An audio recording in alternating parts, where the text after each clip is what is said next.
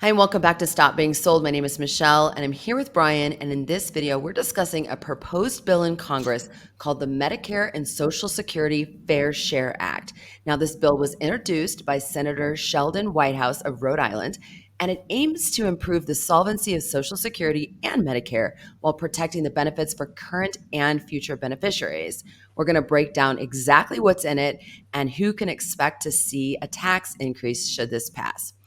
So, Brian, let's just get into it. What are the main points in this proposed legislation as it's written right now? Okay, first off, this bill, if passed, would require taxpayers with over $400,000 in income to pay more into Social Security and into Medicare. Okay. Most working Americans receive all or nearly all their income in the form of earnings from work and pay taxes on those earnings to finance Medicare and Social Security, right? Sure. But the same is not true for high income people. Yeah. This is because the Social Security tax only applies to earnings up to a capped amount. Currently, payroll taxes only apply to the first $160,200 of income. Earnings above this current threshold of $160,200 are subject to only to taxes meant to finance Medicare, which are smaller than what the Social Security tax is. So, high income individuals that have earnings that exceed this threshold will just now have to pay more into Social Security. Yes, correct. So, real quick, my question is this: why haven't they been doing this? That's 162,000 threshold. Was it 162,200? Why Yeah, haven't people? Why that threshold? I don't know who picked that random number, in all honesty, but that's where it's at right now. It moves Okay. up a little bit with inflation each year, Sure. this, that, and the other. I think it's kind of like added in with IRS and whatever these tax guidelines are, and I think it kind of meets one of them. Sure. But maybe it should have been done a long time ago, like we've talked about on this channel multiple times. Well, because now it looks like some scary, huge, increase, which between 162 and 400, it's a big jump, but also why hasn't this been done before is my question, I guess. So let's move on. What else? What else do we need to know? What else is in this bill as Okay. it's written right now?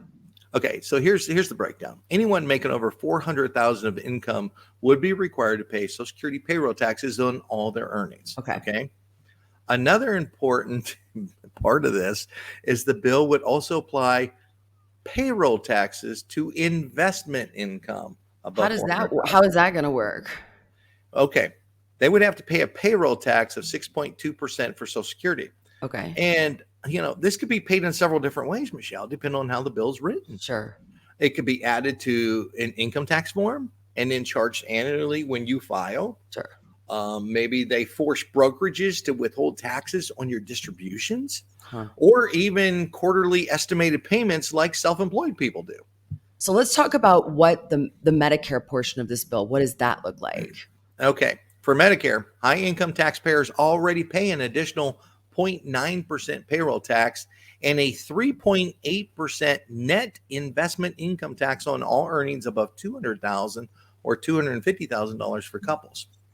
This bill would increase the 3.8% net investment income tax to 5% for all income above $400,000. Huh.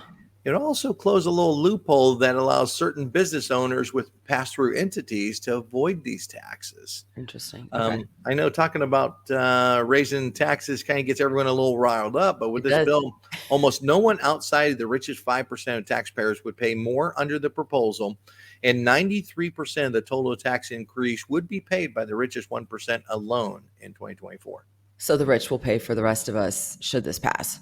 Yes, I believe their goal was to create a more fair system Well, it's with in the the name. wealthier, with yeah, with the wealthier paying more of their fair share, and one that doesn't penalize the middle class with benefit cuts or more taxes. Okay. Well, there are other bills out there that are attempting to deal with the insolvency problems of Social Security and Medicare. We've talked about a few of these on our channel recently. Right. According to the current projections, both programs face potential insolvency in the next 10 to 15 years, which is right around the corner if no changes are made.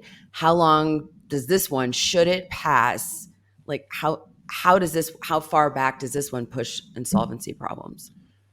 According to their projections, the provisions in this specific bill are projected to extend Medicare solvency by about 20 years. So this just kicks the can down the road a bit longer. I mean, 20 years isn't much of a fix, is it?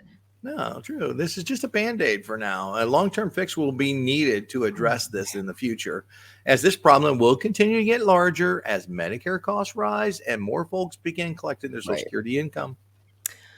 Oh boy. All right. We're going to drop a link to a video we did on the new RMD changes that the IRS has made this year. Please go check that out. If you're planning on taking RMDs in the next 12 months, and also, or if you're taking them now, go check out that video. Also, don't forget to subscribe because Brian and I are on top of any new bills that are coming out about Social Security and Medicare, and we will be updating you on the process.